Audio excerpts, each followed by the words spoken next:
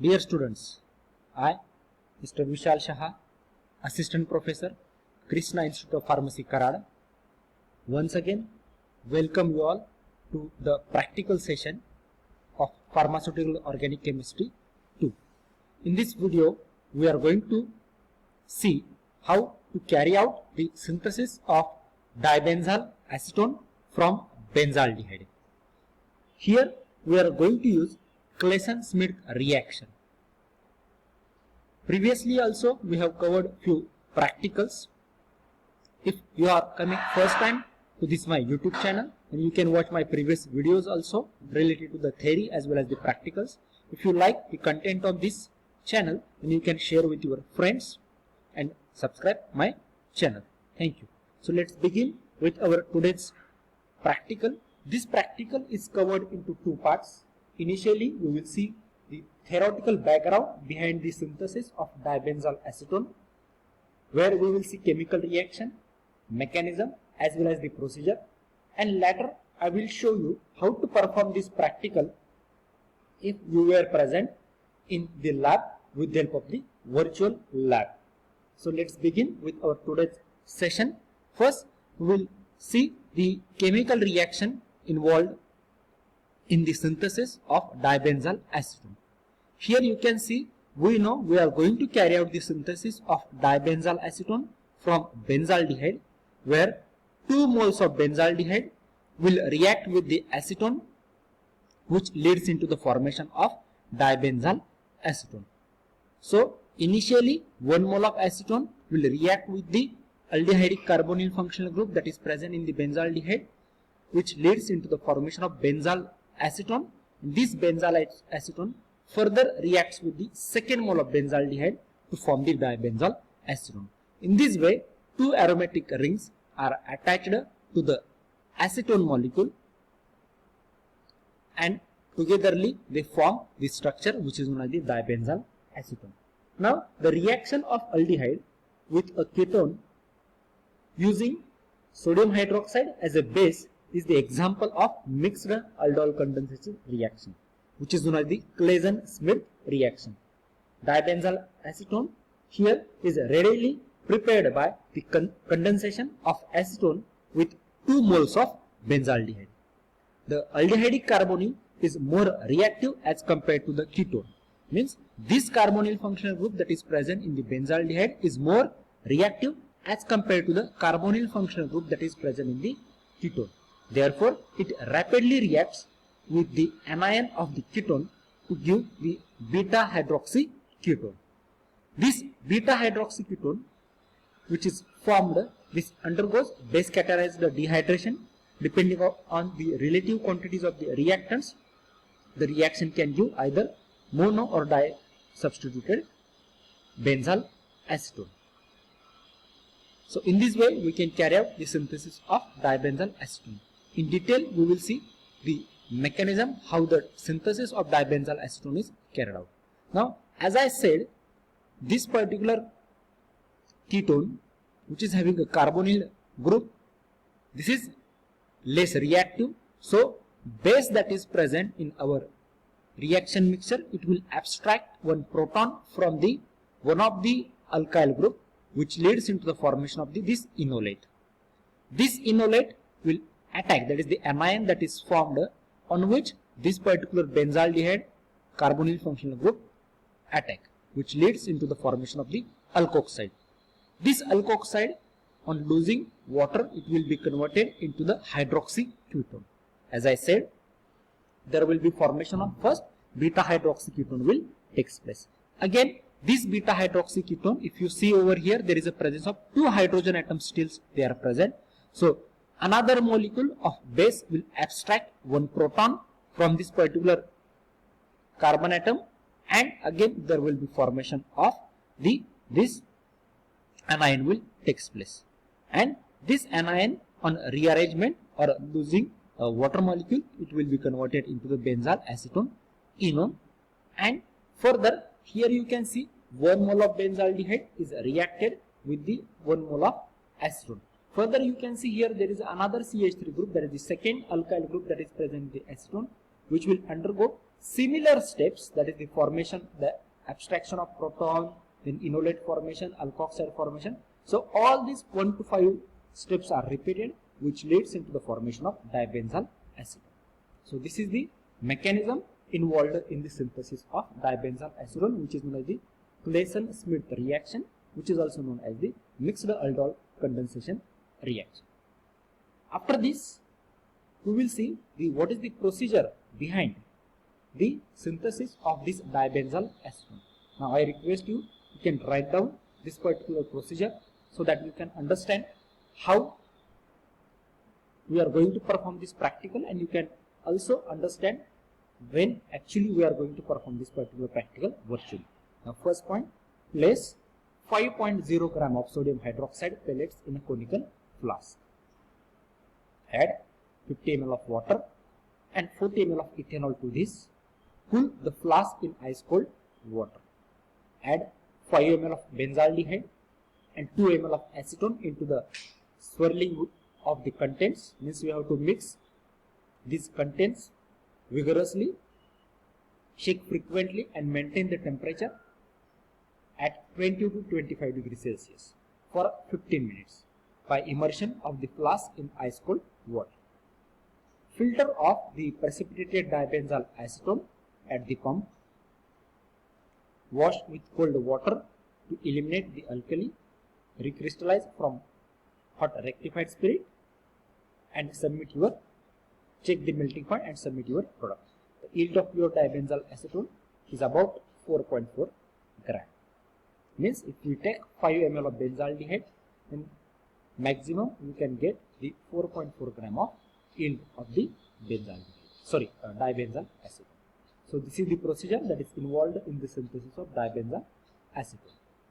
Now let's see how we will perform this particular practical with the help of the virtual lab. So just I will introduce you our today's virtual lab, where we are going to carry out the synthesis of dibenzyl acetone. Here we require a conical flask. Then here there are certain glasswares that are required, beakers, then pipettes. Here these are the chemicals that are required. First we will require the sodium hydroxide. Also we will require in first step the water and the ethanol. So we have placed the water and ethanol in this beaker, just you can imagine. Now first point, we have to place the 5 gram of sodium hydroxide into the conical flask. So here we are taking the bottle of sodium hydroxide. With the help of the spatula, we are removing the required quantity of the sodium hydroxide. We are weighing the exact quantity of the sodium hydroxide as a 5 gram, and then we are transferring this into our conical flask. After this, next point, we are going to take the 50 ml of water that already we have placed this water into this beaker. Then we are adding the 50 ml of water to our conical flask. Once we have added the 50 ml of water, next we have to add the 40 ml of ethanol into this particular conical flask. Here you can see, you can imagine that we have placed that ethanol into this beaker and we have added the 40 ml of ethanol to our conical flask. Now we are going to place this our flask into the cold water to maintain the temperature between the 20 to 25 degrees Celsius. So here you can see we have placed this into the water bath, which is consisting of the cold water. Now the next point, we have to add the 5 ml of the benzaldehyde. Here you can see we have taken the bottle of benzaldehyde. With the help of the pipette, we are going to measure the exact 5 ml of quantity of the benzaldehyde, and we are going to place it into our conical flask. Then after adding 5 ml of benzaldehyde, also we have to add the 2 ml of acetone. So here you can again see we are taking the quantity of the acetone. We are measuring the exact quantity as a 2 ml and we are going to add it into our conical flask. So up to this point we have taken the sodium hydroxide, also we have added the water as well as ethanol. Then we have added the 5 ml of benzaldehyde and 2 ml of acetone. Now we have to carry out the swirling of the contents, means we have to continuously shake this particular contents, and we have to shake this particular contents and maintain the temperature at about 20 to 25 degrees Celsius for 15 minutes. So after 15 minutes we will get the product, and that product we have to filter. So after 15 minutes we will get this particular product. Once we got our product, next step we have to carry out the purification of the product, as well as we have to carry out the determination of melting point of that particular dried product, and then we will see the calculation part. Now this is our assembly for the recrystallization. Now we know that recrystallization procedure is used to carry out the purification of our product. This purification of product is carried out by using the hot rectified spirit. Now we are going to select the solvent on the basis of the condition that when this solvent is in cool condition, our product is insoluble, and when the solvent becomes hot, then our product becomes the soluble. So here you can see we have placed this product, which is consisting of the ethanol, just you can imagine. Now we are going to carry out the starting of the heating. So once we start the heating, this product will be solubilized and it will be converted into the liquid. Now when this solution is hot, we are going to carry out the filtration of this particular solution. So here we will stop once our solution becomes hot, then we will carry out the filtration of the product once it is hot. So what happens if we filter that particular product once it is hot? What happens that it will be removed or it will be separated from the insoluble impurities that are present in our product, and when the solution will become cool, the again reprecipitation of dibenzyl acetone is carried out. In this way we can carry out the purification of the product. After this we have to carry out the drying of the product. We can dry the product at the 40 degrees Celsius. After complete drying of the product, next we are going to determine the melting point of that particular product. The melting point is determined with the help of the Thales tube. As we know, we are going to carry out the heating of that particular product at the side arm of that particular Thales tube. Here we are going to heating so that our product will not get the continuous heat. Once we have determined the melting point, next we are going to perform the calculations. Now for performing the calculations, we have used this particular reaction where we have converted 2 moles of benzaldehyde into dibenzyl acetone. Now for the calculation purpose we will require the molecular formula. Now here the molecular formula of benzaldehyde is C7H6O and the molecular formula of dibenzyl acetone is C17H14O. Once we will convert the molecular formula of benzaldehyde into our molecular weight, remember here it becomes 106, but here as we have used 2 moles of benzaldehyde, we have to consider it as a twice. That's why I have written 212. So what is the meaning of this? If we take 212 gram of benzaldehyde, we will get the 234 gram of dibenzyl acetone. As we have taken 5.1 gram of benzaldehyde, we will consider the X quantity. So X is equal to this, by cross multiplication we will get the 5.6. So this will be our theoretical yield. Then suppose we have got the practical yield as 1.2 gram. Then percentage yield is calculated by using formula practical yield divided by theoretical yield into 100. So it becomes 21.4% weight by weight.